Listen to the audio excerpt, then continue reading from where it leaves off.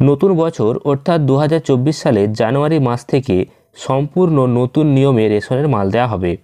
জেলায় জেলায় নতুন নিয়ম চালু হওয়ার জন্য নতুন নতুন মেশিনপত্র সমস্ত কিছু চলে এসেছে। এক্ষেত্রে নতুন যে নিয়ম বা নতুন যে পদ্ধতি, সেই পদ্ধতিতে আপনারা কিভাবে রেশনের মাল তুলবেন সেটা অবশ্যই জেনে রাখা অত্যন্ত গুরুত্বপূর্ণ। নইলে কিন্তু ভবিষ্যতে রেশনের মাল তুলতে গেলে আপনাদের কিন্তু সমস্যার মধ্যে পড়তে হবে। তো চলুন জেনে নেওয়া যাক আজকের এই ভিডিওর মাধ্যমে। অবশ্যই ভিডিওটি শেষ পর্যন্ত দেখার আগে ভিডিওটিকে লাইক এবং চ্যানেলটিকে সাবস্ক্রাইব করে পাশের বেল আইকনে অল প্রেস করে রাখবেন।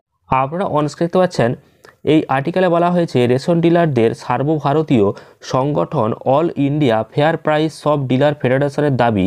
কেন্দ্রীয় খাদ্য ও গণবন্টন মন্ত্রকের সচিব সঞ্জীব চোপড়া জানিয়েছেন, রেশন কার্ডের সঙ্গে আধার সংযোগের সমস্যা থাকলে বা আঙুলের ছাপ দিতে সমস্যা থাকলেও রেশন কার্ডধারীদেরকে খাদ্যপণ্য দিতে হবে। এমনকি আধার কার্ড না থাকলেও কেউ যাতে রেশন পাওয়া থেকে বঞ্চিত না হয় সেদিকটাও খেয়াল রাখতে হবে।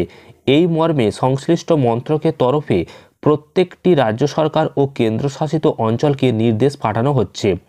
রাজ্য খাদ্য দপ্তরের ডিডিপিএস অজয় ভট্টাচার্য এই প্রসঙ্গে বলেন, বহু ক্ষেত্রে দেখা যায় অনেক গ্রাহকের হাত নেই, সেই দুর্ঘটনার কারণেই হোক বা জন্মগত কারণে তাদের ফিঙ্গারপ্রিন্ট নেওয়াও সম্ভব নয়। এই সমস্ত ক্ষেত্রে ওই গ্রাহকদের রেশন থেকে কোনোভাবেই বঞ্চিত করা যাবে না। আবার কোনো ক্ষেত্রে দেখা যায় বহু গ্রাহকের আধার কার্ডই কিন্তু নেই বা আধার কার্ডের সাথে ফিঙ্গারপ্রিন্টের কোনো মিল নেই।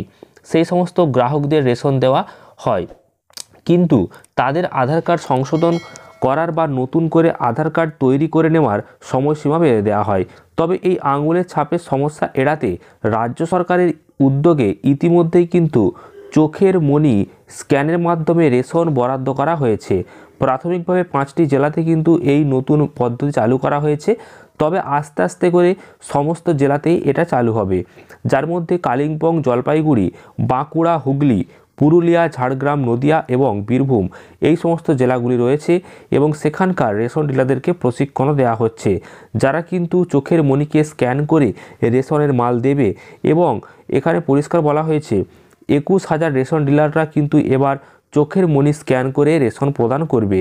এই নতুন পদ্ধতি চালু করলে কিন্তু রেশন দিতে অনেক সুবিধা হবে এবং রেশনের মাল আপনারা খুব সহজে পেয়ে যাবেন।